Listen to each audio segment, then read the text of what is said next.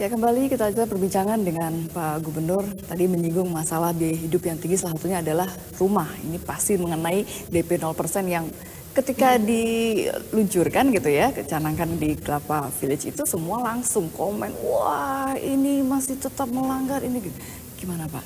Ya, tugas kita adalah melaksanakan janji. Itu adalah amanat yang kita bawa. Hutang ya, hutang. Jadi kami berjanji dan kayak ingat, kalau kita ingat masa kampanye dulu banyak yang tidak percaya, banyak yang tidak yakin.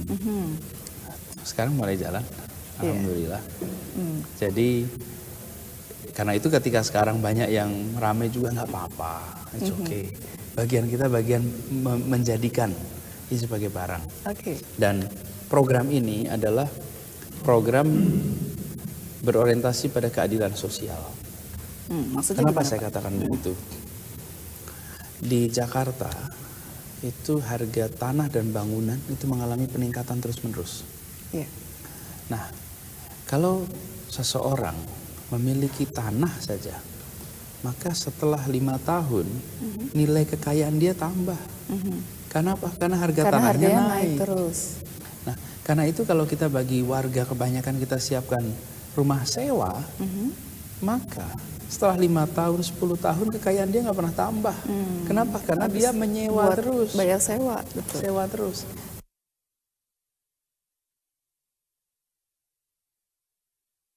Jadi sekarang ini yang bisa memiliki rumah dan tanah, kekayaannya naik terus. Yang nggak bisa punya rumah dan tanah, statis atau bahkan turun. Karena itu ketika kita mengatakan banyak yang kaya makin kaya, yang miskin makin miskin, salah satunya adalah karena kepemilikan atas tanah dan bangunan itu tidak ada di mereka. Itu sebabnya ini soal keadilan sosial. Begitu. Jadi bukan sekedar penyediaan hunian. Kalau sekedar penyediaan hunian, kasih aja rumah susun. Dalam konsep sewa rusunawa. Apa yang terjadi? Ya mereka seumur hidup nyewa. Tapi setelah 10 tahun nggak beda nasibnya. Nah, jadi kenapa kita membuat programnya itu kepemilikan? Supaya apalagi kepemilikan masyarakat berpenghasilan rendah, MBR namanya.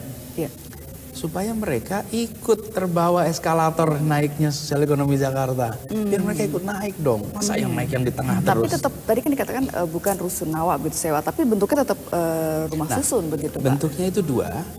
Rumah susun dan rumah tapak. Jadi program kita itu adalah program pembiayaannya, bukan program membangun rumahnya. Jadi program pembiayaan artinya apa? Kita membentuk nanti BLUD yang mengurusi program ini. Warga bisa mendaftar. Di sisi lain, orang yang membangun rumah mau menjual, silakan menjual ke kita melalui BLUD tadi. Melalui itu. Lalu kita nanti berikan rumah yang dijual itu kepada warga. Jadi kemarin itu yang membangun adalah pembangun Sarana Jaya. Nah, Sarana Bangunan Jaya ini mereka membangun. Lalu 703 unit itu diikutkan di program ini. Jadi nanti orang yang membeli lewat kita salurkan ke sana. Nah, itu rumah susun. Tapi nanti kita juga membeli rumah tapak. Mau di daerah mana itu Pak? Kalau di Jakarta masih nyari lahan? Kalau itu bukan kita membuat. Jadi kita bukan bikin. Seperti kemarin kan kita juga nggak bikin. Jadi jangan keliru kita mau bikin rumah ya. Kita menjadi off-taker. Off-taker itu artinya kalau Mbak Lulu punya rumah yang memenuhi syarat sebagai rumah sederhana, maka kami siap beli. Untuk apa? Nanti untuk peserta program ini ikut membeli ke sana. Jadi kami nggak pernah beli rumahnya Mbak Lulu dalam tanda kutip. Karena orang itu membeli ke kita, kita siapkan rumah. Nah itu dua. Ada yang menyuplainya dalam bentuk rumah susun, menawarkan rumah susun. Ada yang menawarkan rumah tapak. Tapi kita jadi off-taker istilahnya. Off-taker itu kita yang mengambil. Jadi kalau ada pengembang yang ingin ikut program ini, sampaikan kepada kita bahwa Anda akan membangun 1000 unit misalnya. Maka Anda udah nggak usah marketing lagi. Kami nanti akan buka pendaftaran, siapa yang mau beli rumah dengan semua akan mendaftar. Nah, kita siapkan pembiayaannya. Jadi program ini tuh bukan program membuat rumah, dalam artian membangun. Tapi kita lalu apa subsidi kita? 2. Subsidi kita bisa dalam bentuk supply-nya, misalnya kita yang beli tanahnya, kita beli tanahnya, sehingga nanti pengembang tinggal membangun gedungnya. Tanahnya dari kita. Dengan begitu biayanya menjadi lebih murah. Kemudian bagi pembeli yang warga kita yang ikut program ini, kan kita beri DP 0 rupiah. Kita ikutkan program FLPP.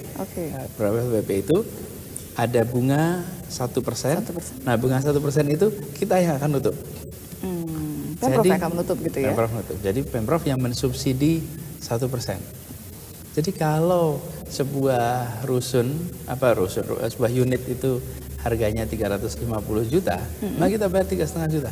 1%-nya. 1%-nya. Dari unit itu. Sehingga dia bisa masuk ke situ. Lalu nanti dia bayar bulanannya. Selama 20 tahun. Jadi alhamdulillah ini yang kita tawarkan sebagai solusi. Dan kita berterima kasih ketika kampanye dikritik banyak. Betul-betul terima kasih. Kenapa kok justru berterima kasih ketika dikritik banyak? Iya, itu yang membuat populer. Betul. Kami itu bersyukur kalau dikritik. Ya, karena dengan dikritik itu maka jadi pembicaraan, jadi perhatian, dan akhirnya ketika orang melihat, oh iya ya masuk akal. Dan semakin bisa melihat, oh ini seperti ini celahnya, ada yang kurang. Kenapa? Karena memang warga itu akan memperhatikan sesuatu yang ramai dibicarakan. Jadi makin sering dibicarakan makin senang kita. Jadi kalau biasanya kalau orang dikritik kan kemudian waduh dikritik. Nah, kalau kami alhamdulillah terus gitu.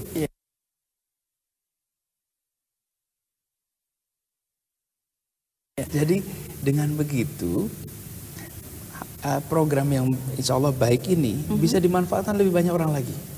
Kami itu ketika masa kampanye berusaha kampanye jelasin DP 0 itu. Tapi belum kebayang bahkan sampai nggak populer.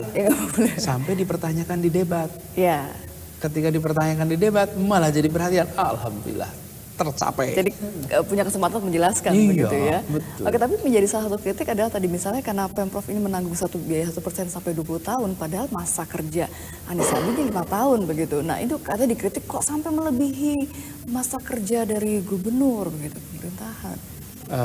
Bukan, 1% itu kan dibayar sekarang.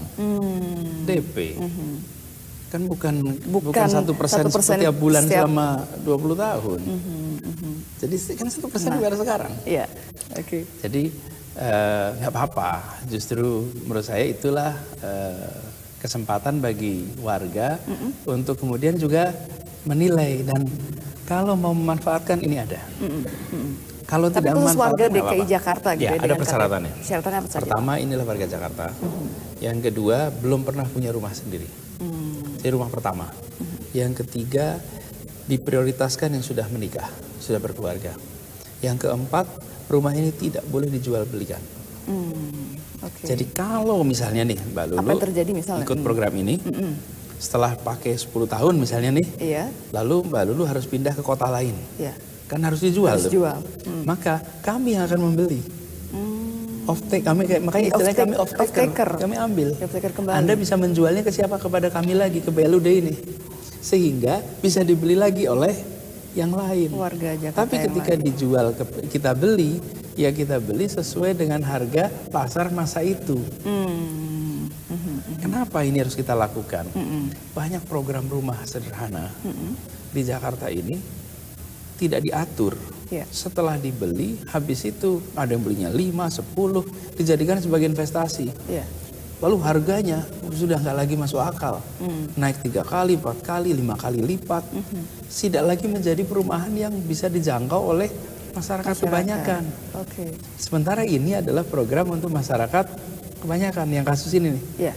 Karena itulah kenapa kita syaratkan salah satu yang tidak bisa dijual ke lain. Artinya itu untuk mengontrol harga begitu ya Pemprov? Supaya tempat ini memang didesain untuk itu. Nah, kalau mereka memang mau menjual dan mau pindah ke tempat lain, kita boleh-boleh aja. Jadi sejahtera, jadi maju, mau pengen rumah sendiri, nggak apa-apa. Tapi kita yang beli. dikembalikan. Izinkan orang Ya. lain nanti masuk ke situ. Hmm. Jadi ini benar-benar untuk warga kebanyakan bisa memiliki rumah tinggal.